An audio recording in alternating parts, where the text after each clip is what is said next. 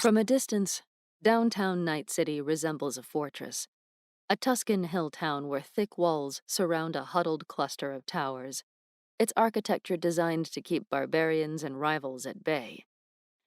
Here we see neo-militarism in its purest form. Corporate power makes itself forcefully known, projecting with mind-boggling mass and overwhelming firepower the message that you, the individual, should just give up now. In truth, this pageantry is akin to a TSA checkpoint, a forceful show of security born of deep insecurity. Night City's center was obliterated by a nuclear explosion in the 2020s, in what was deemed a terrorist attack by the authorities. The destruction left behind a lasting sense of fragility on the part of Night City's corporations, a fear that, for all their power, a determined few armed with the right weapons could burn their domain to the ground. The resultant overcompensation turned the center into a fortified Mordor, where every tool of surveillance and control is employed to keep people in check. Though in truth locked down and thoroughly corporate controlled, downtown feels loose and relaxed compared to Corporate Plaza.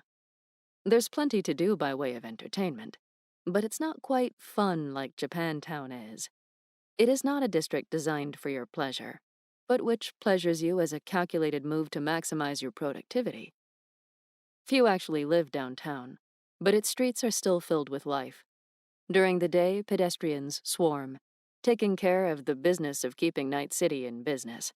While at night, tourists and corporate employees on vacation a few hundred yards from their offices stumble from their downtown hotels to its many bars and clubs. All in all, downtown is classic cyberpunk. Corridors of glass and steel, seas of pedestrians, in-your-face ads on every corner.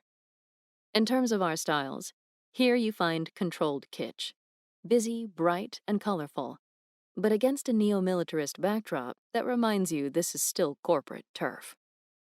By 2077, corporations have assumed many of the prerogatives formerly reserved for nation-states. They claim extraterritorial privileges that grant immunity to their employees and agents. They maintain private armies and wage private wars, both openly and covertly. They sign treaties with other corporations and even with sovereign nations. As a result, Corporate Plaza resembles an embassy district or the United Nations headquarters in New York, a space where independent and often hostile powers have staked out a shaky truce, a demilitarized zone where diplomacy can take place and operations be carried out in safety. Corporate Plaza is the purest expression of neo-militarism. The buildings serve as weapons in the corporation's never-ending wars and look the part. Aggressive, fortified, domineering. Standing here, you feel like you're at the center of a universe ready to gobble you up and spit you out.